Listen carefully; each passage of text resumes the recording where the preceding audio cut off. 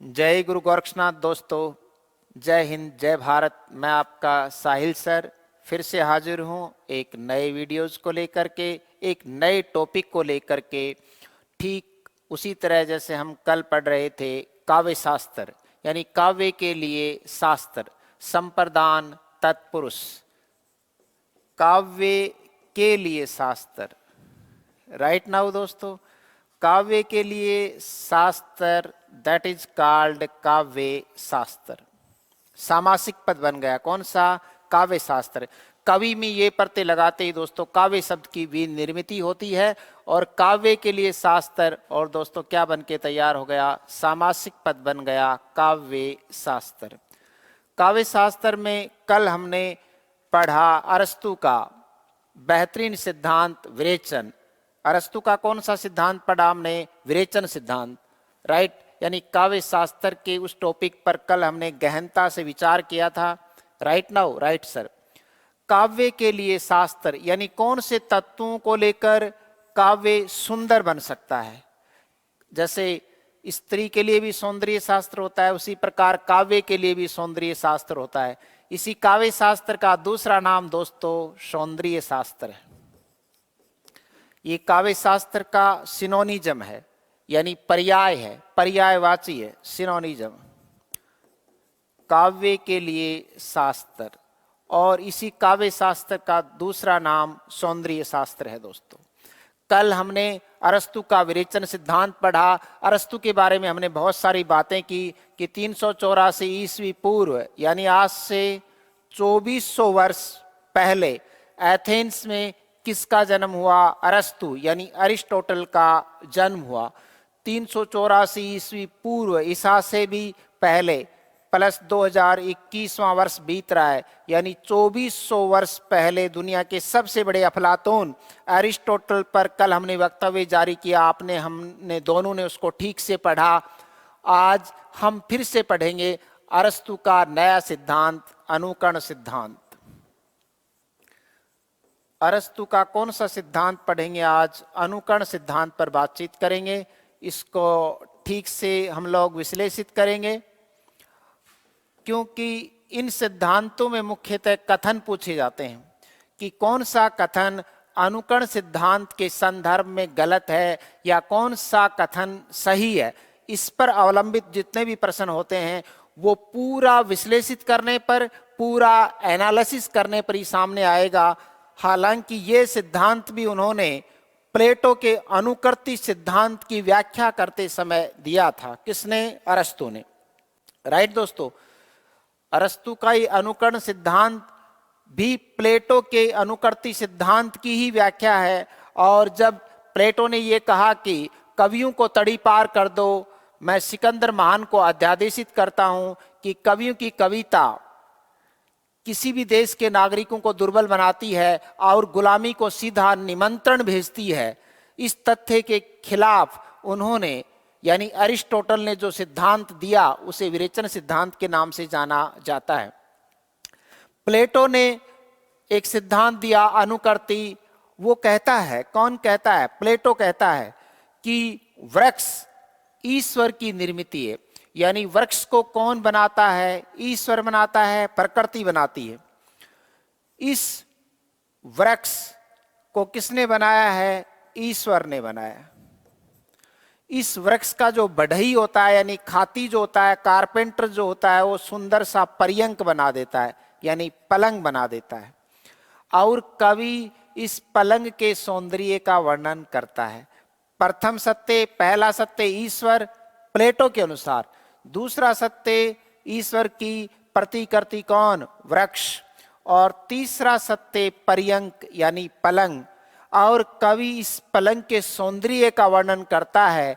अस्तु कवि की कविता तीसरे दर्जे का ज्ञान है, और तीसरे दर्जे का ज्ञान त्याज्य होता है, ऐसा मानना किसका था? प्लेटो का था।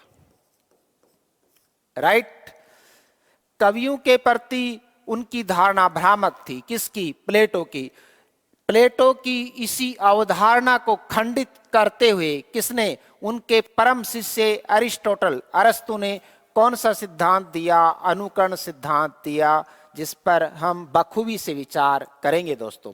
राइट, आपको सभी टॉपिक की पीडीएफ दी जाएगी, इसलिए आपको इनको लिखने की कतई आवश्यकता नहीं है। वीडियो को फिर से देख लीजिएगा। राइट, हम प्रत्येक टॉपिक को ठीक से एनालिसिस करेंगे, आपको सभी चीजों के नोट्स यानी पीडीएफ उपलब्ध हो जाएगी। Right sir. अरस्तु का कौन सा सिद्धांत पर बातचीत करेंगे दोस्तों? आज हम अनुकरण सिद्धांत पर बातचीत करेंगे। अरस्तु का अनुकरण सिद्धांत। Right sir.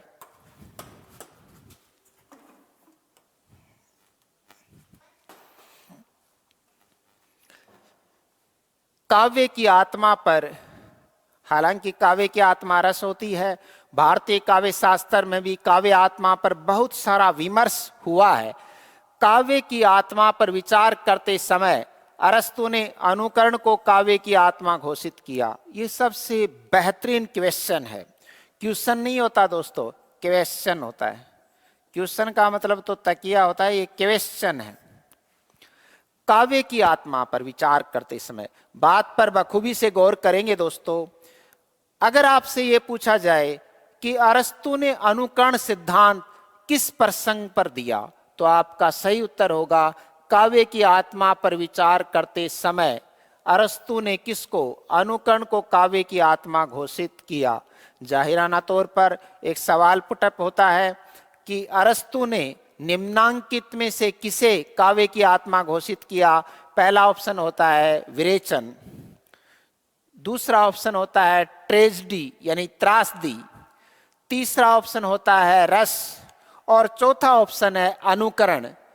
दोस्तों याद रखिए, अरस्तु ने काव्य की आत्मा किसे कहा है? अनुकरण को ही काव्य की आत्मा कहा है।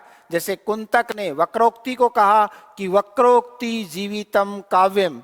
राइट, और आचार्य वामन ने किसको कहा? रीतिरात्मा काव्यश्यम, रीति ही काव्य की आत्मा है। राइट, ठीक उसी प्रकार एरिस्टोटल ने यानी अरस्तु ने अनुकरण को काव्य की क्या घोषित किया? आत्मा। राइट, 2 ऑब्जेक्टिव टाइप्स क्वेश्चन हमारे सामने पुटअप किए जा चुके हैं। अनुकरण के लिए अरस्तु ने मिमोसिस, कई जगह पर मिमेसिस लिखा हुआ है, मिमोसिस चूंकि लैटिन वर्ड है, कौन? मिमोसिस। जैसे विरेचन के लिए उन्होंने कौन से शब्द का इस्तेमाल किया? कैथारसिस, कई जगह पर कैथारसिस लिखा हुआ मिलेगा। राइट, विरेचन के लिए उन्होंने कैथोरसिस शब्द का प्रयोग किया। राइट, जबकि अनुकरण के लिए उन्होंने मिमोसिस शब्द का प्रयोग किया, जिसका अंग्रेजी रूपांतरण है। अंग्रेजी में क्या कहते हैं? इमिटेशन कहते हैं। राइट, और जिसे हिंदी में क्या कहा गया है? अनुकरण कहा जाता है, जिसका अंग्रेजी रूपांतरण है इमिटेशन। दोस्तों ये जो अंग्रेजी अल्फाज लिखा हुआ है ये बिल्कुल सही है। अंग्रेजी जो शब्द है वो ठीक ऐसे ही लिखा जाएगा, अंग्रेजी।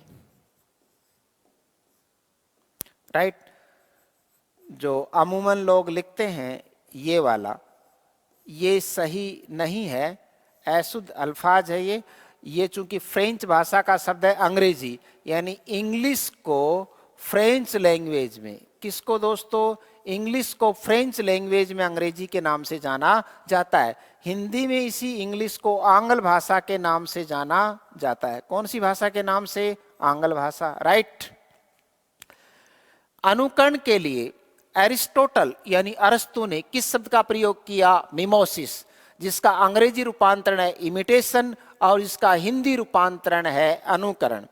अरस्तु ने अनुकरण को काव्य की आत्मा घोषित किया।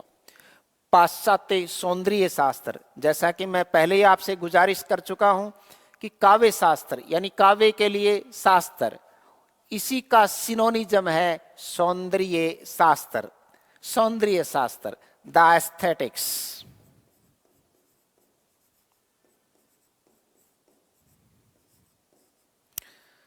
The aesthetics, right, that is called सौंदर्य शास्त्र। पाश्चात्य सौंदर्य शास्त्र या काव्य शास्त्रीय चिंतन में अनुकरण सिद्धांत का व्यापक प्रभाव एवं महत्व है। व्यापक प्रभाव है। काव्य शास्त्र कवियों के लिए भी शास्त्र होता है। आने वाले श्रेष्ठ कवि इसका अनुकरण करते हैं और काव्य शास्त्र का अध्ययन और मनन करने के पश्चात कविता की सृजना करते हैं। तो ये काव्य का सौंदर्य शास्त्र है। आने वाले कवियों पर इसका व्यापक प्रभाव पड़ा। किसका? अनुकरण सिद्धांत। अनुकरण सिद्धांत हो या अन्य कोई सिद्धांत हो काव्य शास्त्र का, वो काव्य के लिए एक ड्राफ्ट का काम करता है, एक पैमाने का काम करता है, एक दायरे का काम करता है कि इस दायरे में और इस तरह का काव्य रचा जाना चाहिए। Right sir. इसलिए अनुकरण सिद्धांत का आने वाले कवियों पर व्यापक प्रभाव पड़ा और इसका महत्व है दोस्तों निर्विवाद है। किसका महत्व है? निर्विवाद है अनुकरण सिद्धांत का। राइट। विरेचन के लिए उन्होंने कैथोरसिस शब्द का प्रयोग किया। और सौंदर्य शास्त्र का मतलब होता है द एस्थेटिक्स। अनुकरण का अंग्रेजी रूपांतरण है इमिटेशन। अनुकरण के लिए यूनानी शब्द जो प्रयुक्त किया उन्होंने वो था मिमोसिस। Right sir. आगे बढ़ते हैं।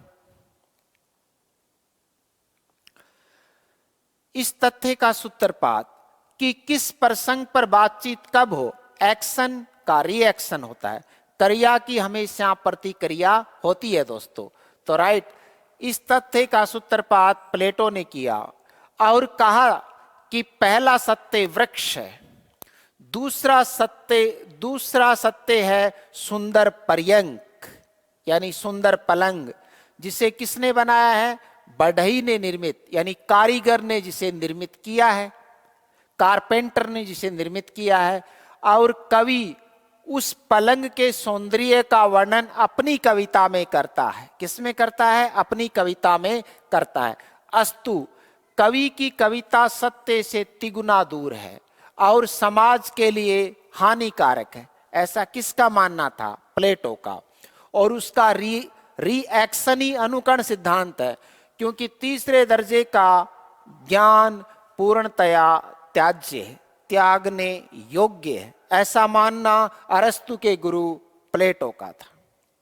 प्लेटो कहता है कि ये ईश्वर है यानी प्रकृति है, प्रकृति ने अपनी प्रतिकृति बनाई यानी वृक्ष। तो ये प्रथम दर्जे का ज्ञान, ये दूसरे दर्जे का ज्ञान। तीसरा, बढ़ई ने क्या बना दिया? पर्यंक यानी पलंग बना दिया। इस पलंग के सौंदर्य का वर्णन कवि अपनी कविता में करता है। मान लीजिए किसमें करता है? कविता में करता है। अस्तु कवि का ज्ञान तीसरे दर्जे का ज्ञान है और तीसरे दर्जे का ज्ञान समाज के लिए हानिकारक व त्याज्य है, ऐसा मानना था किसका? प्लेटो का। प्लेटो ने अनुकर्ती सिद्धांत में ऐसा माना है कि ये जो प्रकृति है ये विधाता की क्या है? अनुकर्ती है, और इसी अनुकर्ती का वर्णन कवि करता, ऐसा किसने माना है? प्लेटो ने। इसका रिएक्शन ही एरिस्टोटल का यानी अरस्तु का दोस्तों अनुकरण सिद्धांत है।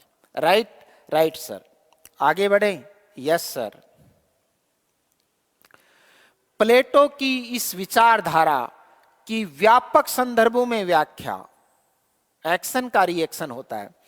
प्लेटो की इस विचारधारा की व्यापक संदर्भों में व्याख्या उनका परम शिष्य अरस्तु करता है, जिसका प्रभाव और परिणाम ये हुआ कि कुछ आलोचकों ने तो अनुकरण को अरस्तु का सिद्धांत मान लिया, हाँ, जबकि सच यह है कि यह सिद्धांत पहली बार प्लेटो ने प्रतिपादित किया था। किस नाम से? अनुकर्ती सिद्धांत के नाम से प्रतिपादित किया था। और कला व साहित्य में जीवन का वर्णन कितना होना चाहिए और प्रकृति का चित्रण कितना होना चाहिए, जैसा कि छायावाद में है, प्रकृति के तत्वों का कितना अनुपात है उसमें, उस बात पर। कला और साहित्य में जीवन और प्रकृति का चित्रण निश्चित रूप से रहता है, इसमें तो संदेह नहीं किया जा सकता, क्योंकि मनुष्य का जीवन प्रकृति की गोद में व्यतीत होता है। अरस्तु पहला विचारक है जिसने काव्य में प्रकृति और जीवन के तत्वों का पारस्परिक अनुपात निर्धारित करने का यत्न किया है, प्रयास किया है, और ये बताया है कि कवि प्रकृति का अनुकरण अवश्य करता है, पर वो जीवन के प्रसंग में करता है। और कवि हमें वो दिखाने में सक्षम है जो ईश्वर दिखाने में भी सक्षम नहीं है, ऐसा मानना है। मेरा भी ऐसा मानना है और किसका भी ऐसा मानना है, अरस्तु का भी। कवि का आदेश ईश्वर को मानना पड़ता है। कवि के द्वारा बनाए गए छंद, कवि के द्वारा बनाए गए मंत्र से ईश्वर को आना ही पड़ता है, राइट। वो मंत्र, उस मंत्र से ईश्वरीय शक्ति उत्कीलित होती है और बाहर निकलकर प्रकट होती है, राइट। प्रकृति और जीवन के तत्वों का पारस्परिक अनुपात निर्धारित करने का क्या किया, प्रयास किया, किसने, अरस्तु ने, राइट दोस्तों, राइट सर। प्लेटो काव्य को त्याज्य मानते रहे और ईश्वर की सत्ता स्वीकार की है, किसने, प्लेटो ने। क्या प्लेटो ईश्वरीय सत्य को मानते हैं? कथन बिल्कुल सही है कि प्लेटो कौन से सत्य को स्वीकार करते हैं, ईश्वरीय सत्य को। ईश्वर परम सत्य है और कहते हैं कि ईश्वर की अनुकृति कौन है, संसार है। इसीलिए तो उन्होंने अनुकृति सिद्धांत दिया। इस अनुकृति का वर्णन कवि अपने काव्य में करता है। अतः वह सत्य से कोसों दूर है। वह कौन, कवि सत्य से कोसों दूर है, परंतु अरस्तु ने अनुकरण को अलग रूप में देखा और विभिन्न संदर्भों में अनुकरण की उन्होंने व्याख्या की है। किस किस रूप में देखा है, किसने, अरस्तु ने, राइट। अरस्तु अनुकरण को 3 रूपों में देखता है। जाहिराना तौर पर यह सवाल किया जाता है कि अनुकरण को कितने रूपों में देखा है, यानी मिमोसिस को कितने रूपों में उन्होंने देखा है।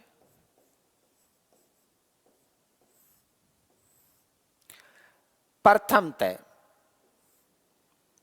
एक तो प्रकृति और जीवन जैसा है वैसा ही चित्रण करना यथार्थवादी अनुकरण कहलाता है। ये मानना किसका है, अरस्तु का, कि एक तो प्रकृति और जीवन जैसा है वैसा ही क्या करना, वर्णन करना, ये यथार्थवादी अनुकरण है। और यह यथार्थवादी अनुकरण केवल इतिहासकार करता है। अगर ऐसा कवि भी कर ले तो अधम काव्य की रचना होती है, उत्तम काव्य की रचना नहीं हो सकती। अनुकरण को कितने रूपों में देखा है अरस्तु ने, 3 रूपों में देखा है। पहला है यथार्थवादी अनुकरण, दूसरा है भाववादी अनुकरण और तीसरा है दोस्तों आदर्शवादी अनुकरण। द्वितीयतः अपनी भावना के अनुरूप प्रकृति और जीवन का चित्रण करना, किसके द्वारा, कवि के द्वारा, अपनी भावना के अनुरूप, राइट। जो जिसको अच्छा लगता है सो ताही के पास, जो जाको भावता सो ताही के पास। कवि अपनी भावना के अनुरूप प्रकृति और जीवन का चित्रण करता है। इसे हम भाववादी अनुकरण के नाम से जानते हैं। तृतीय, प्रकृति और जीवन कैसा है और इसे कैसा होना चाहिए, ये कहलाता है आदर्शवादी अनुकरण। कि ये तो पशु प्रवृत्ति है कि आप ही आप चरे, मनुष्य तो वो है जो मनुष्य के लिए मरे। राष्ट्रवादी कवि कौन, मैथिलीशरण गुप्त ने कहा। तो ये जो अनुकरण है ये किस श्रेणी में आएगा, आदर्शवादी अनुकरण, राइट दोस्तों। पहला सवाल ये पैदा होता है, कथन, क्या प्लेटो ईश्वरीय सत्ता को स्वीकार करते हैं? बिल्कुल सही, सत्य कथन है, ईश्वरीय सत्ता को स्वीकार करता है। पर कवि की कविता को वह सत्य से कोसों दूर मानता है, राइट। पर उनके परम शिष्य अरस्तु ने इसे अलग रूप में देखा और अनुकरण को काव्य की आत्मा घोषित किया। किसने, अरस्तु ने। प्रथमतः एक तो प्रकृति और जीवन जैसा है वैसा ही चित्रण करना, कैसा चित्रण कहलाता है, यथार्थवादी, जो कि इतिहासकार करता है, जो कि अधम काव्य का रचनाकार भी करता है। द्वितीय, अपनी भावना के अनुरूप प्रकृति और जीवन का चित्रण करना, ये भाववादी अनुकरण है और ये कविता में होता है। और तीसरा अनुकरण आदर्शवादी है, यह भी कविता में होता है। यानी 2 अनुकरण कविता के लायक हैं, भाववादी और आदर्शवादी। ये इतिहास की परिधि के लिए उपयुक्त माना गया है।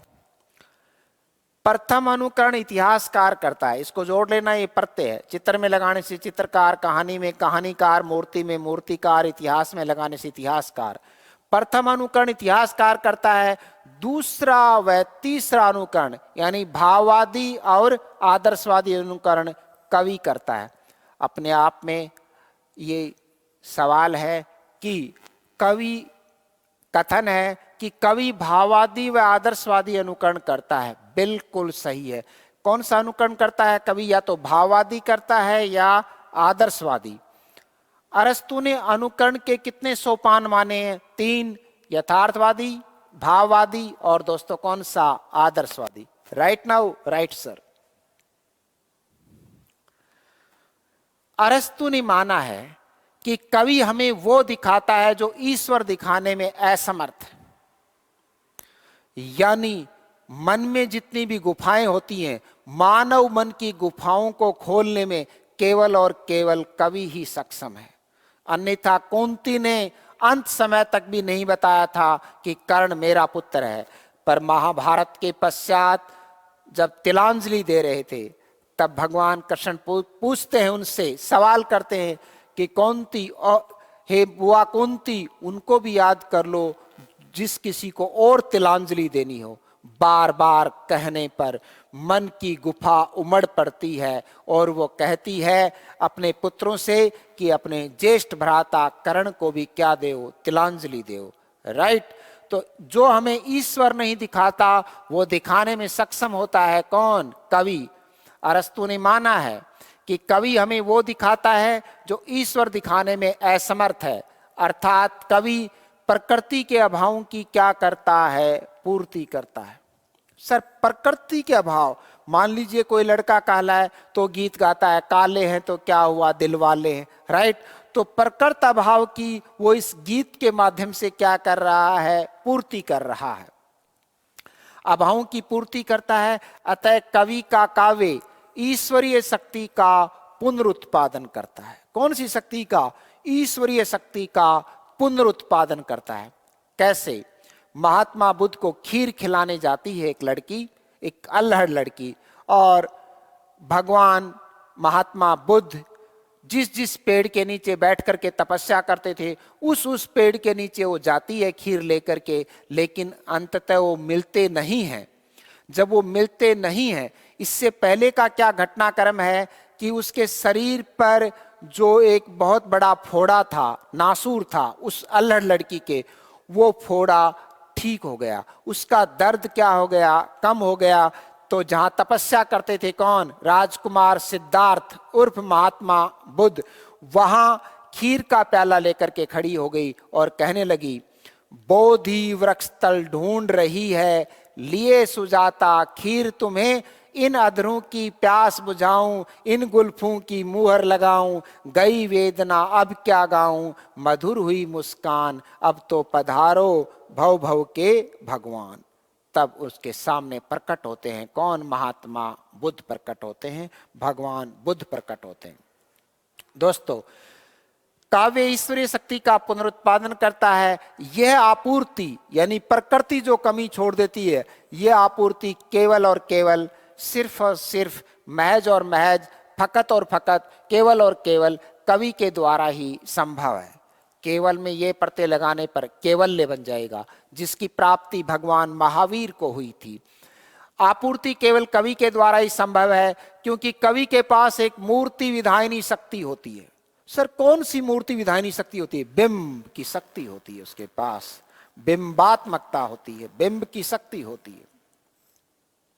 जैसे मैं आपसे कहूं कि गजगामिनी, हथनी की तरह चलने वाली गजगामिनी, मृगलोचनी और दाड़िम जैसे दंत, तोते जैसी नासिका हो, राइट, और 46 किलो वजन, बाएं गाल पर तिल का निशान हो, राइट, ऐसी लड़की की जब हम कल्पना करते हैं तो हमारे सामने एक चाक्षुष बिंब बन जाता है।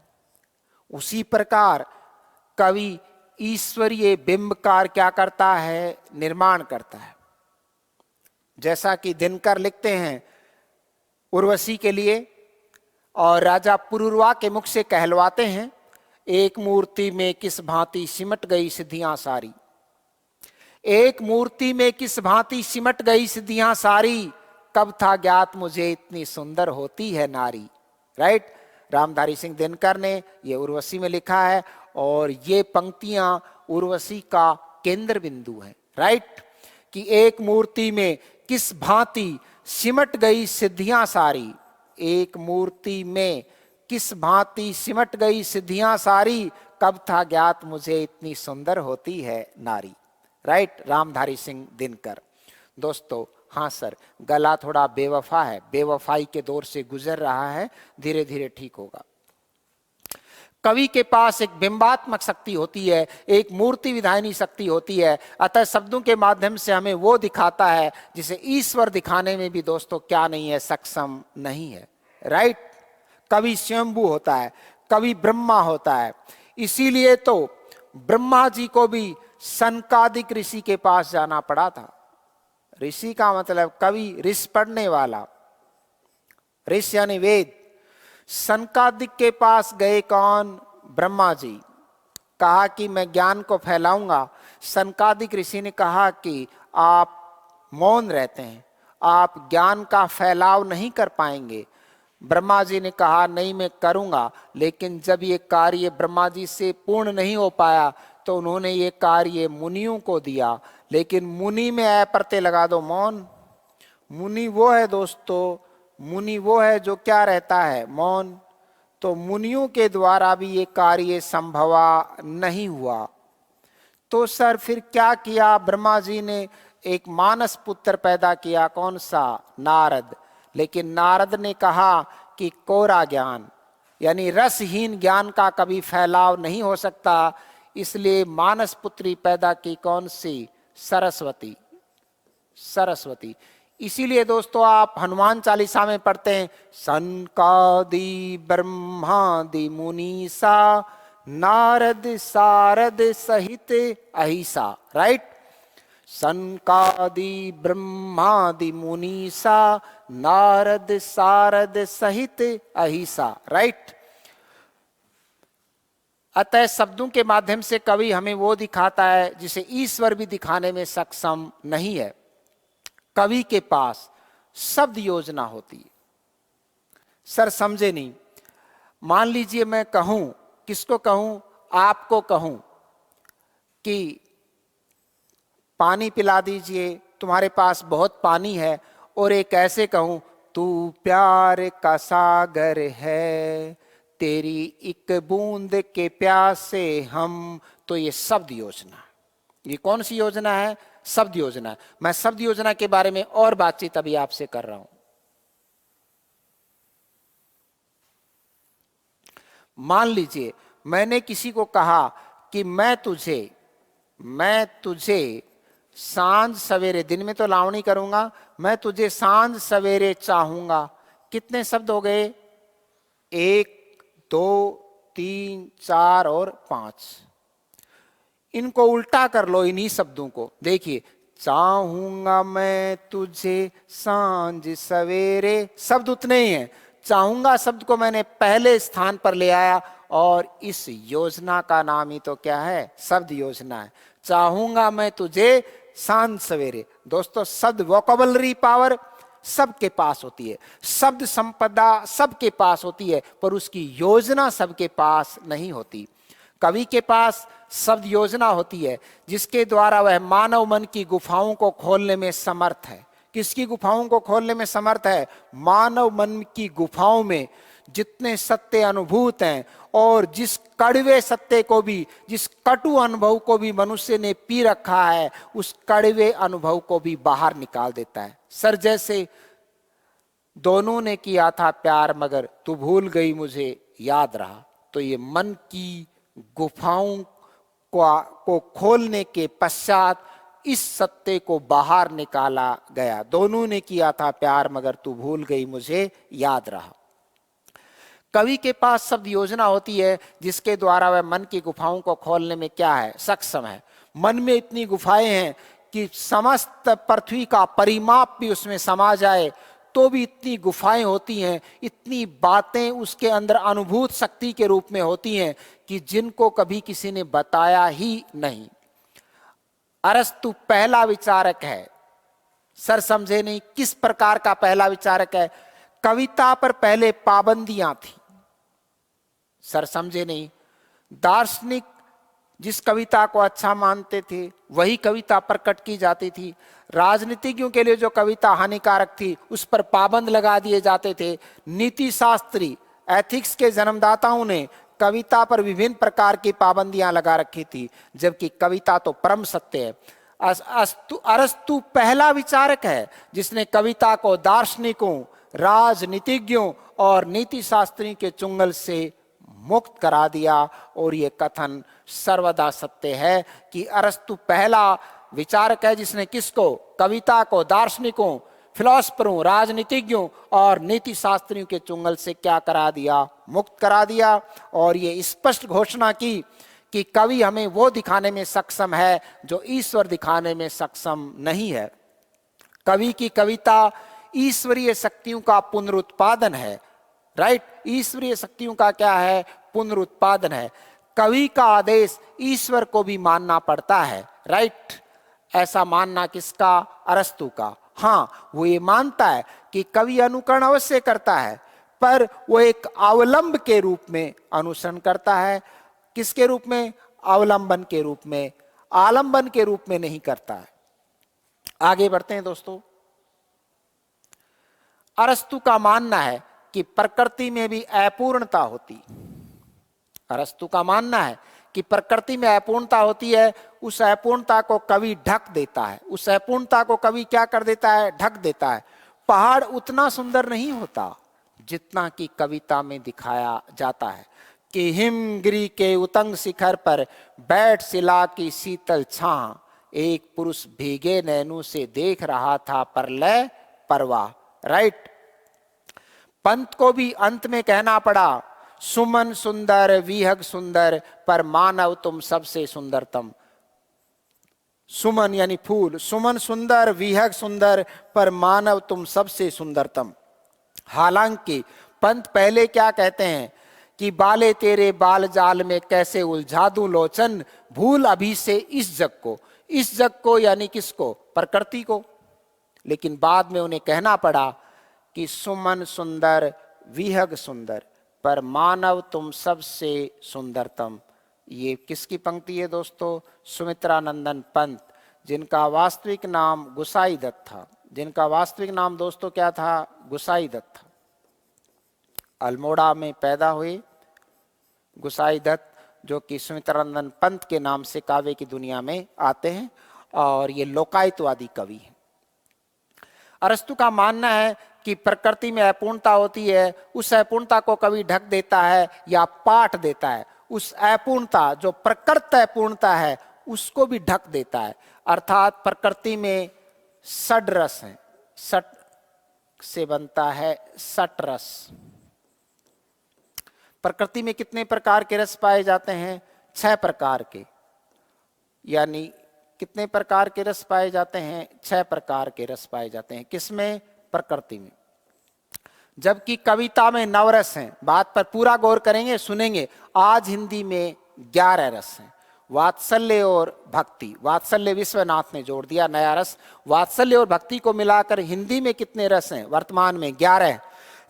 लेकिन तत्कालीन समय की व्याख्या है कि अर्थात प्रकृति में षड रस हैं, 6 प्रकार के रस हैं, खट्टा मीठा, इस तरह से पदार्थों में, प्रकृति में। जबकि कविता में कितने रस हैं? 9 रस हैं। ये व्यतिरेक अलंकार वाली बात हो गई। यानी कविता ज्यादा है। किससे ज्यादा है? प्रकृति से ज्यादा है। प्रकृति में कितने रस पाए जाते हैं? षड रस, यानी 60 प्लस रस। जबकि कविता में 9 रस और वर्तमान में हिंदी में 11 रस। कौन कौन से 2 नए रस जोड़े गए? भक्ति रस और वात्सल्य रस। भक्ति 11वें रस के रूप में पंडितराज जगन्नाथ ने, और वात्सल्य 10वें रस के रूप में किसने? आचार्य विश्वनाथ ने। राइट, आप इसको ऐसे भी याद रख सकते हैं, वात्सल्य और विश्वनाथ, साहित्य दर्पण में 10वें रस के रूप में कौन से रस की प्रतिष्ठा हुई? और उत्तर होगा वात्सल्य। वात्सल्य को 10वें रस के रूप में प्रतिष्ठित करने का श्रेय जाता है आचार्य विश्वनाथ। कौन आचार्य विश्वनाथ? साहित्य दर्पण के रचयिता, राइट। काव्य शास्त्र की बेहतरीन पुस्तक साहित्य दर्पण।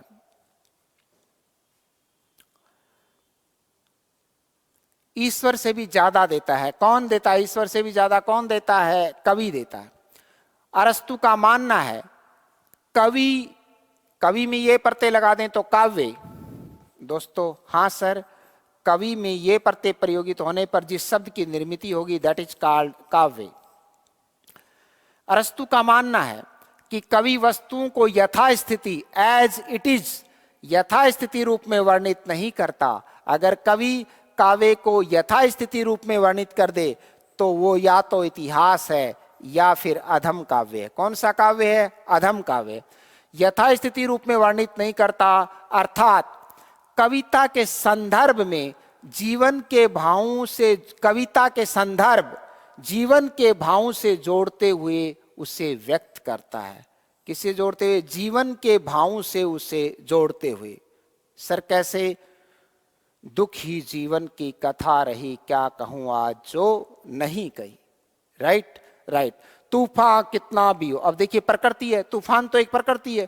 तूफान कितना भी हो हाथ उठाए रखना, दलदल कितना भी हो पांव जमाए रखना, कौन कहता है छलनी में पानी नहीं रुकता, मेरे यारो बर्फ जमने तक हाथ लगाए रखना। इसका मतलब क्या हुआ? धैर्य रखना है। तूफान कितना भी हो हाथ उठाए रखना, दलदल कितना भी हो, किसमें? जीवन में। दलदल कितना भी हो पांव जमाए रखना, कौन कहता है छलनी में पानी नहीं रुकता, मेरे यारों बर्फ जमने तक हाथ लगाए रखना। तो आप भी धैर्य रखना और साहिल सर की तमाम क्लासों को बड़ी शिद्दत के साथ आप पढ़ते रहिएगा और मैं यकीनन कोशिश करूंगा कि इस ज्ञान सुधा सरोवर में आपकी ज्ञान पिपासा को मैं पूर्ण करने की कोशिश करूंगा, राइट। और समय समय पर आपसे सुझाव हम लेते रहेंगे, उन सुझावों का परिपालन होगा। व्यक्त करता है। अरस्तु का मानना है कि जो परिवार, जो राष्ट्र, जो समाज साहित्य से या कविता से दूरियां बना लेता है, उस समाज और उस राष्ट्र का विनाश एक न एक दिन क्या है? अवश्यंभावी। शब्द सर्वोपरि है।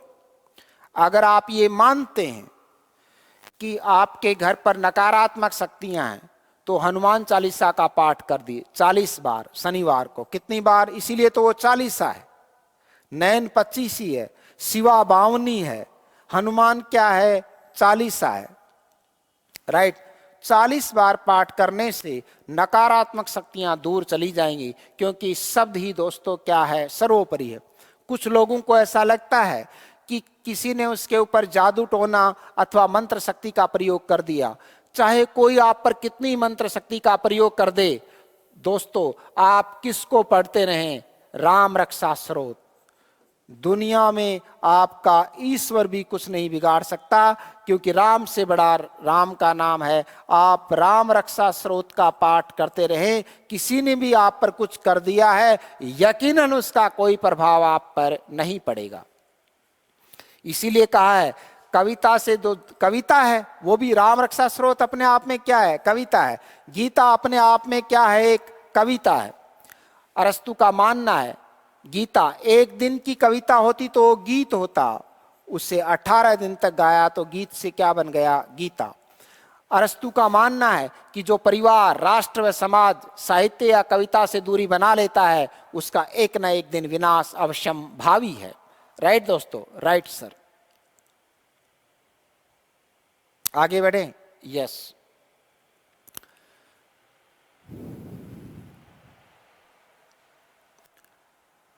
अरस्तु पहला विचारक है जिसने साहित्य को सौंदर्यवादी दृष्टि से देखा। सर समझे नहीं, काव्य वो है जिसकी उपयोगिता हो। सर समझे नहीं, मान लीजिए कोई हताश हो गया, जीवन से निराश हो गया, उसमें वापिस आशा का संचार करना, उस व्यक्ति में कुछ कर गुजरने की शक्ति पैदा करना, यही तो काव्य की उपयोगिता है। उसमें नव स्फूर्ति का संचार करना, राइट। कोई देश किसी देश को कह दे कि मैं तेरा ये कर दूंगा, तो मैं भारत की तरफ से कहता हूं न खंजर उठेगा न तलवार चलेगी, ये बाजू तो कई मर्तबा आजमाए हुए हैं। तो ये वीर रस, न खंजर उठेगा न तलवार चलेगी, ये बाजू तो कई मर्तबा क्या है, आजमाए हुए, राइट। मान लीजिए किसी की प्रेमिका या किसी का प्रेमी धोखा दे दे और उसके पास उसके लिए समय नहीं हो, तो प्रेमचंद क्या कहते हैं अपनी प्रेमिका से, सुनिएगा। तुम्हें गैरों से कब फुर्सत और हम अपने गम से कब खाली। दोनों को ही फुर्सत नहीं है। तुम्हें गैरों से कब फुर्सत और हम अपने गम से कब खाली, दोनों ही खाली नहीं है। तुम गैरों की वजह से और हम गम की वजह से। तुम्हें गैरों से कब फुर्सत, हम अपने गम से कब खाली, दोनों ही खाली नहीं है। चलो बस हो चुका मिलना, न तुम खाली न हम खाली, राइट। कविता से विरेचन होता है, नव भावों की स्फूर्ति होती है, नव उत्साह का संचार होता है। उत्साह में बुद्धि और शरीर दोनों साथ काम करते हैं। बुद्धि और शरीर दोनों साथ साथ काम कर रहे हैं, यकीनन आपके जीवन में क्या है, उत्साह। और इस उत्साह का संचार किसके माध्यम से होता है, कविता के माध्यम से होता है। किसका संचार, उत्साह का संचार किसके माध्यम से होता है दोस्तों, कविता के माध्यम से होता है। कि हमने तुम्हारी आंखों में क्या क्या नहीं देखा, कभी कातिल तो कभी खुदा देखा। हमने तुम्हारी आंखों में क्या क्या नहीं देखा, कभी कातिल तो कभी खुदा देखा, राइट। सौंदर्यवादी दृष्टि से देखा। और अगर हम राम रक्षा स्रोत पढ़ते हैं, हम बजरंग बाण पढ़ते हैं, तो ये भी दृष्टि कौन सी हो गई, सौंदर्यवादी हो गई। उससे आपका, आपके परिवार का और आपके गांव तक का भला होता है। उपयोगितावादी दृष्टि से देखा और कहा कवि अनुकरण अवश्य करता है, परंतु वह सीधा अनुकरण न होकर समाज के लिए और समाज कैसा होना चाहिए इसका अनुकरण करता है। अनुकरण अवश्य करता है, पर वो एक आनुपातिक अनुकरण है। कौन सा अनुकरण है, आनुपातिक। एक अनुपात में प्रकृति को साथ लेकर के चलना पड़ता है। कवि का अनुकरण भविष्यवादी होता है, राइट। कवि वो घोषणा कर देता है जो आगे निकट भविष्य में होने वाला है। जैसे प्रसाद ने लिखा था, शक्ति के विद्युत कण बिखरे हैं हो निरुपाय, समन्वय इनका करें तो विजयनी मानवता हो जाए। इन्हीं विद्युत कणों का, इन्हीं इलेक्ट्रॉन का आपने समन्वय किया, मोबाइल बन गया। और 1966 में रदरफोर्ड बंधुओं को कहना पड़ा कि पूरी प्रकृति इलेक्ट्रॉन से बनी है, जबकि जयशंकर प्रसाद ने 1935 में कह दिया कि शक्ति के विद्युत कण बिखरे हैं हो निरुपाय, समन्वय इनका करें तो विजयनी मानवता हो जाए। कवि का जो अनुकरण है वो भविष्यवादी होता है, क्योंकि कवि, इनको इरेज करें, क्योंकि कवि शब्दों के द्वारा हमें कभी कभी तो सदियों पूर्व के युग में ले जाता है, महाभारत काल में ले जाता है। किसके माध्यम से, शब्दों के माध्यम से। और वो संस्कृति हमारी आंखों के सामने जीवित हो उठती है, क्योंकि कवि शब्दों के द्वारा हमें सदियों पूर्व के युग में ले जाता है और उसे हमारे सामने, यानी उस संस्कृति को हमारे सामने पुनर्जीवित कर देता है। कौन पुनर्जीवित कर देता है, कवि पुनर्जीवित कर देता है, राइट। फॉर एग्जाम्पल, कृष्ण और अर्जुन में जो संवाद होते हैं उसे हम कृष्ण अर्जुन युद्ध के नाम से भी जानते हैं। कृष्ण अर्जुन युद्ध का मतलब समझिए आप, कृष्ण और अर्जुन में शारीरिक तौर पर युद्ध नहीं होता। कृष्ण अर्जुन युद्ध का मतलब है अर्जुन ने जो प्रश्न पूछे हैं, अर्जुन ने जो शंकाएं उठाई हैं उवाजते हुए, बोलते हुए, उनका उत्तर ही कौन देते हैं, भगवान कृष्ण। और इसे कृष्ण अर्जुन युद्ध के नाम से भी जाना जाता है, राइट। और उसे हमारे सामने पुनर्जीवित कर देता है। कौन पुनर्जीवित कर देता है, कवि। फॉर एग्जाम्पल, निराला लिखते हैं, तुलसीदास में क्या लिखते हैं अपनी रचना तुलसीदास में कि अनाहूत जो तुम आए, धो दिया धर्म कुल सुत, राम के नहीं तुम काम के सुत कहलाए, हो बिके बिना दाम के, मैं कुछ नहीं केवल हाड़ चाम के। ऐसा कह देती है कौन? रत्नावली कह देती है। हरि सु हेत लगाऊं तो म्हारा साहिबा, जितना हेत यानी प्यार मुझसे कर रहे हो उतना अगर किससे करते हरि से तो सदियों सदियों तक प्रसिद्ध हो जाते। हरि सु हेत लगाऊं तो म्हारा साहिबा हमारे सामने पुनर्जीवित कर देता है। अरस्तु का कथन है कि हमारा अनुभव ये बताता है, अनुकरण के बारे में बातचीत करता है कि बहुत सी बातें या वस्तुएं हमें यथार्थ में देखने पर दुखदाई होती हैं। फॉर एग्जाम्पल, किसी मरे हुए व्यक्ति को दिखाया जाए, आपको कोई जानवर आपको दिखाया जाए डरावना, हमारा अनुभव ये बताता है कि बहुत सी बातें या वस्तुएं यथार्थ में देखने पर दुखदाई होती हैं, पर किसी कलाकृति में इनका वास्तविक प्रस्तुतिकरण क्या होता है? आनंदमयी होता है। राइट सर, समझे नहीं? मान लीजिए कोई ट्रेजेडी का नाटक है, दुखांत नाटक है, तो आपके अश्रुधार उठेगी, उसके बावजूद भी आप अपने आप को हल्का महसूस करेंगे और किसकी प्राप्ति होगी? आपको आनंद की प्राप्ति होगी। बहुत सी बातें या वस्तुएं यथार्थ में देखने पर हमें क्या होती हैं? दुखदाई, पर किसी रचना में या किसी कलाकृति में इनका वास्तविक प्रस्तुतिकरण क्या होता है? आनंदमयी होता है। मान लीजिए दो लोग तलवार से लड़ रहे हैं, तो यह आपके लिए देखना क्या होगा? दुखदाई। लेकिन अगर किसी चित्र में चित्रकार के द्वारा ऐसा दिखाया जाता है तो वो आपके लिए दुखदाई नहीं होता। राइट? Right sir. आगे बढ़े? Yes sir. जैसे फॉर एग्जाम्पल, खूंखार जानवरों व मृतक व्यक्तियों को देखना भय उत्पन्न करता है। हमारे अंदर क्या उत्पन्न करता है? भय।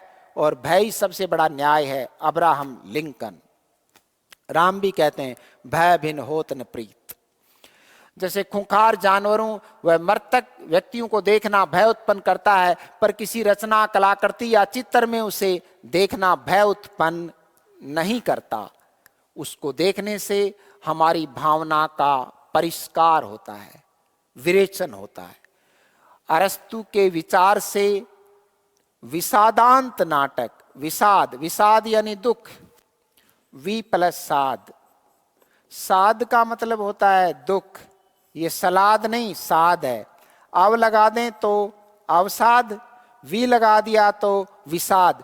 ई के सामने जब दंतोष्ठ स होता है तो वह मूर्धन्य स में कन्वर्ट हो जाता है और क्या बन गया? विषाद। शीशे की उम्र प्यार की, टूटा तो विषाद क्या, दिल अगर टूटा किसी का तो इसमें हैरत की बात क्या। शीशे और दिल को दोस्तों एक ना एक दिन टूटना पड़ता है, इसमें हैरत की यानी आश्चर्य की कोई बात नहीं है। अरस्तु के विचार से विषादांत नाटक अर्थात ट्रेजेडी यानी त्रासदी, ट्रेजेडी की अनुभूति न केवल जीवन की परिस्थितियों का अनुकरण होता है, अपितु वह मानव मन में करुणा को जगाती है। महाभारत नामक रचना भी एक ट्रेजेडी है जिसमें 18 पर्व है। देखिए, महाबली कर्ण वीर गति को प्राप्त हुए, फिर भी उसे पर्व का नाम दिया और क्या कहा? कर्ण पर्व के रूप में मनाया गया। विषादांत होते हुए भी, ट्रेजेडी होते हुए भी क्या नाम दिया गया है? पर्व। इसीलिए तो महाभारत में पाठों का नाम पर्व है। राइट? रामायण में पाठों का नाम कांड है, कामायनी में पाठों का नाम सरग है, रामचंद्रिका में पाठों का नाम समय है। राइट? 18 पर्व हैं। किसमें? महाभारत नामक जो ट्रेजेडी का ग्रंथ है, काव्य है, उसमें 18 पर्व हैं। अरस्तु के विचार से विषादांत नाटक अथवा ट्रेजेडी की अनुभूति न केवल जीवन की परिस्थितियों का अनुकरण होता है, अपितु वह मानव मन में करुणा को जगाती है। अनुस्वार नहीं आएगा इस पर। ऐसी घटनाएं मन पर गहरा प्रभाव डालती हैं और मनुष्य के व्यक्तित्व का निर्माण करती हैं। अरस्तु के विचार से इसका सबसे सशक्त और प्रभावशाली माध्यम केवल और केवल, सिर्फ और सिर्फ, फकत और फकत, केवल और केवल, महज और महज कौन है? कविता है। कविता की जबरदस्त पैरवी कर रहा है कौन? अरस्तु। एक पॉलिटिकल थिंकर होने के बावजूद भी, चिकित्सा विज्ञान का जनक होने के बावजूद भी, ख्यातनाम नीति शास्त्री होने के बावजूद भी अरस्तु कवि नहीं था, फिर भी कवि और उसकी कविता की हमेशा उसने पैरवी की है। किसने? अरिस्टोटल ने। और कविता को नीति शास्त्रियों, दार्शनिकों और राजनीतिज्ञों के चुंगल से उसे मुक्त करवाया। अरस्तु के विचार से जीवन पर या मन पर जो सबसे गहरा प्रभाव डालती है वो केवल और केवल कौन है? कविता है। ऐसी घटनाएं मन पर गहरा प्रभाव डालती हैं। अरस्तु के विचार से इसका सबसे सशक्त व प्रभावशाली माध्यम दोस्तों कौन है? कविता है। अरस्तु ने अनुकरण को 3 रूपों में देखा। 3 ही तो सोपान बताए हैं, यथार्थवादी, भाववादी और आदर्शवादी, और 3 रूपों में प्रयुक्त किया कि अनुकरण भिन्न भिन्न वस्तुओं का या विषयों का होता है, भिन्न भिन्न वस्तुओं का या विषयों का होता है। कोई पेड़ों का वर्णन करता है, कोई नदी का, तो कोई ग्रहों की बात करता है, राइट। इसलिए भिन्न भिन्न वस्तुओं या विषयों का क्या होता है? अनुकरण। अनुकरण के साधन भी अलग अलग हैं। चित्रकार स्याही से, रंग से और तुलिका से वैसा करता है, और कवि शब्दों से वैसा करता है, राइट। कभी कभी चित्र वो दिखाने में सक्षम नहीं होता जो कि शब्द दिखाने में सक्षम है, और कभी कभी एक पूरा ग्रंथ वो दिखाने में सक्षम नहीं होता जो एक चित्र दिखाने में सक्षम हो जाता है। इसलिए अनुकरण के साधन भी अलग अलग हैं। कवि के लिए शब्द ही साधन है, चित्रकार के लिए उसकी तुलिका और रंग साधन है, राइट। अनुकरण के ढंग भी क्या होते हैं? अलग अलग होते हैं। सर समझे नहीं? कवि का चित्र अगर धुंधला पड़ जाए तो वापिस उसमें रंग चढ़ाया जा सकता है।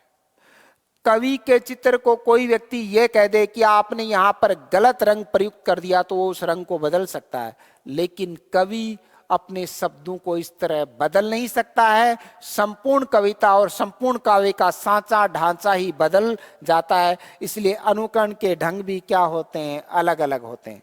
दूसरी बात, चित्र की महिमा और उसका सौंदर्य युग के अनुसार फीका पड़ जाएगा, लेकिन कविता का सौंदर्य कभी फीका नहीं पड़ता। 10,000 साल पहले भी कोई कविता अगर श्रृंगार रस दे रही थी तो 10,000 साल बाद भी वही श्रृंगार रस देगी। जैसे 70 के दशक में आया ये गीत, ये गलियां ये चौबारा, आना ना या दोबारा कि तेरा यहां कोई नहीं, राइट। वियोग श्रृंगार का बेहतरीन उदाहरण है। और सुनिएगा, तुमसे नाराज नहीं जिंदगी हैरान हूं मैं, तेरे मासूम सवालों से परेशान हूं मैं, राइट। ये वात्सल्य का गीत है जो अपनी बेटी को समझाते हुए एक फिल्म में एक हीरो गाते हैं, राइट। तो जो वात्सल्य है, जो श्रृंगार है, ये 10,000 साल बाद भी वैसा ही रहेगा। जैसे मैं वीर रस की बात करूं जिसमें औज गुण है, यदा यदा ही धर्मस्य गला निर्भवति भारतय, भारतय यानी अर्जुन, यदा यदा ही धर्मस्य गला निर्भवति भारतय अभ्युत्थानम धर्मस्य तदात्मानम सृजामहिम, तब तब मेरा जन्म होता है, राइट। तो ये वीर रस है और औज गुण है। यानी उनके चित्रकार के, इतिहासकार के और कवि के अनुकरण के ढंग भी क्या होते हैं दोस्तों? अलग अलग होते हैं, राइट नाउ। उनके ढंग भी क्या होते हैं? अलग अलग होते हैं। इस अनुकरण को जो हम पढ़ रहे हैं, कौन सा सिद्धांत? अरस्तु का अनुकरण सिद्धांत। इस अनुकरण से करुणापूर्ण आनंद की प्राप्ति होती है। बात को समझिएगा। सर क्या आचार्य शुक्ल रस श्रृंगार को ही महत्व देते हैं, लेकिन अरस्तु जो है करुण रस को महत्ता प्रदान करते हैं। कौन से रस को? करुण रस को। और करुण रस को आधार बना के ही त्रासदी यानी ट्रेजेडी सिद्धांत का प्रतिपादन किया था। किसने? अरस्तु ने। इस अनुकरण से करुणापूर्ण आनंद की प्राप्ति होती है और मन में अंतर्द्वंद्व जगता है। द्वंद्व को सही लिख देता हूं मैं, द्वंद्व, राइट, द के नीचे भी यहां पर वह। मन में क्या जगता है दोस्तों? अंतर्द्वंद्व, राइट। मनुष्य में द्वंद्व होना बेहद जरूरी है। तभी तो केशव कहते हैं किससे? अर्जुन से, हे पार्थ, हे गुडाकेश, हे धनंजय, हे भारत श्रेष्ठ अर्जुन, समासों में मैं द्वंद्व हूं, वृक्षों में मैं पीपल, नागों में मैं वासुकी हूं, एकाक्षरी छंदों में मैं ओंकार हूं और अदिति पुत्रों में मैं आदित्य हूं। मन में क्या होना लाजमी है? द्वंद्व। और इस करुणापूर्ण आनंद की प्राप्ति होती है, करुण रस की प्राप्ति होती है और मानव मन में अंतर्द्वंद्व जगता है। अनुकूल कलाओं में अरस्तु कहना चाहता है अगर आपको सर्वोच्च रस की प्राप्ति करनी है, कौन सी कला के माध्यम से? अनुकूल कलाओं में नाटक सर्वोच्च होता है। वह अन्य कलाओं की अपेक्षा सर्वाधिक रस प्रदान करता है। कौन? नाटक। इसीलिए तो भरत मुनि ने नाट्य शास्त्र लिखा और भरत मुनि की रचना नाट्य शास्त्र किस पर अवलंबित है? रस पर। इसीलिए नाट्य शास्त्र को पांचवां वेद भी कहा जाता है। वह अन्य कलाओं की अपेक्षा, वह कौन? नाटक, सर्वाधिक रस प्रदान करने वाला होता है। यद्यपि लेकिन उस समय के नाटक काव्य में लिखे जाते थे दोस्तों, इसलिए उनको काव्य नाटक के नाम से जाना जाता था। आप नाटक केवल गद्य को समझने की भूल कर रहे हैं। ये जो नाटक थे ये काव्य नाटक थे उस समय, तथाकथित समय में, तत्कालीन समय में। अनुकूल कलाओं में नाटक सर्वोच्च होता है, वह अन्य कलाओं की अपेक्षा सर्वाधिक रस प्रदान करने वाला होता है। यद्यपि उन्होंने अनुकरण को मनुष्य की सहज वर्ती, नैसर्गिक वर्ती के रूप में स्वीकार किया है। इतिहास से काव्य या कला पूर्णतः भिन्न है, चाहे वो चित्रकला ही क्यों न हो। इतिहास से काव्य या कला पूर्णतः भिन्न है, क्योंकि इतिहासकार उतना ही वर्णन करता है जितना घटित हुआ है, किंतु कवि या कलाकार या फनकार, कवि या कलाकार उसका भी वर्णन करता है जो कि निकट भविष्य में घटित हो सकता है। इसलिए कवि का अनुकरण भविष्यवादी होता है। कवि का अनुकरण क्या होता है दोस्तों? भविष्यवादी होता है। इन्हीं कारणों से काव्य जो है समस्त विधाओं में, तमाम ज्ञान की जो विधाएं हैं, चाहे वो राजनीति विज्ञान हो, चाहे वो नीति शास्त्र हो, राइट, चाहे वो इतिहास हो, इन्हीं कारणों से काव्य समस्त विधाओं में चिर है, शाश्वत है। और यह जो अनुकृति होती है काव्य में, ये संस्कारक होती है, मनुष्य की भावनाओं का परिष्कार करती है, मनुष्य की भावनाओं का विरेचन करती है। और अनुकरण को अरस्तु ने काव्य की आत्मा घोषित किया। किसकी आत्मा? काव्य की आत्मा घोषित किया। दोस्तों ये था आपका और अरस्तु का अनुकरण सिद्धांत। इस अनुकरण सिद्धांत को सार रूप में उसकी समीक्षा देखिएगा। अरस्तु के अनुकरण सिद्धांत की समीक्षा देखिए। पाश्चात्य समीक्षा के जो वस्तुवादी मानदंडों में किसी न किसी रूप में अरस्तु का अनुकरण सिद्धांत भी देखने को मिलता है। कुछ आत्मवादी होते हैं, कुछ कलावादी कवि होते हैं और कुछ कवि क्या होते हैं? वस्तुवादी यानी उपयोगितावादी होते हैं, राइट। अरस्तु का अनुकरण सिद्धांत उपयोगितावादी है, राइट। तभी तो कहा पाश्चात्य समीक्षा के वस्तुवादी मानदंडों में किसी न किसी रूप में अरस्तु का अनुकरण भी देखने को मिलता है। परंतु जो आत्मवादी कवि है या आत्मवादी दार्शनिक है या आत्मवादी आलोचक हैं या मनोविश्लेषणवादी कला चिंतक हैं, उनके साथ अरस्तु का अनुकरण सिद्धांत मेल नहीं खाता। और ये कथन निश्चित तौर पर पूछा जाएगा और ये कथन बिल्कुल सही है। अरस्तु का अनुकरण आत्मवादी नहीं है, अरस्तु का अनुकरण मनोविश्लेषणवादी भी नहीं है। अरस्तु का जो अनुकरण है वो उपयोगितावादी है यानी वस्तुवादी है, राइट। पाश्चात्य समीक्षा के जो वस्तुवादी मानदंड हैं, जो मूल्यवादी मानदंड हैं, जैसे मूल्यवादी समीक्षक, ठीक उसी प्रकार पाश्चात्य समीक्षा के वस्तुवादी मानदंडों में किसी न किसी रूप में अरस्तु का अनुकरण सिद्धांत भी देखने को मिलता है, परंतु जो आत्मवादी कवि या आलोचक हैं या मनोविश्लेषणवादी कला चिंतक हैं या आलोचक हैं, उनके साथ अरस्तु का अनुकरण सिद्धांत मेल नहीं खाता, क्योंकि कविता को क्रोचे जैसे विचारक तो केवल सहजानुभूति, मैं सहमत हूं क्रोचे से, क्योंकि कविता को बेनेदेत्तो क्रोचे, इनका पूरा नाम था बेनेदेत्तो क्रोचे फ्रॉम इटली, बेनेदेत्तो क्रोचे जैसे विचारक सहजानुभूति या सहज ज्ञान मानते हैं, राइट। कवि की रचना को गॉड गिफ्टेड मानते हैं, यानी विधि प्रदत्त मानते हैं, विधाता प्रदत्त मानते हैं, अथवा विधि प्रदत्त ज्ञान के आधार पर मानते हैं, क्योंकि ज्ञान के दो ही प्रकार माने किसने, क्रोचे ने, सहज ज्ञान और बौद्धिक ज्ञान। क्योंकि क्रोचे बेनेदेत्तो क्रोचे जैसे विचारक सहजानुभूति या सहज ज्ञान मानते हैं, अतः आत्मवादियों के अनुसार तो अनुकरण का प्रश्न ही नहीं उठता, यानी कवि बिल्कुल भी अनुकरण नहीं करता, कविता तो आत्मा की उपज है, ऐसा मानते हैं कौन, आत्मवादी। अंततः यही कहा जा सकता है कि कला और काव्य का सामाजिक पक्ष के साथ, अनुकरण का सामाजिक पक्ष के साथ एक शाश्वत रिश्ता है, और अनुकरण मनुष्य की सहज वर्ती है। और यह कथन निश्चित तौर पर पूछा जाएगा, और कथन इस प्रकार होगा कि अरस्तु का अनुकरण सिद्धांत आत्मवादियों से और मनोविश्लेषणवादियों से मेल नहीं खाता। बिल्कुल सही कथन है कि ये किस किस से, जो आत्मवादी कला चिंतक हैं अथवा मनोविश्लेषणवादी जो कला चिंतक हैं, उनसे अनुकरण सिद्धांत मेल नहीं खाता। बिल्कुल सही है। अनुकरण मनुष्य की कौन सी वर्ती है, सहज वर्ती है।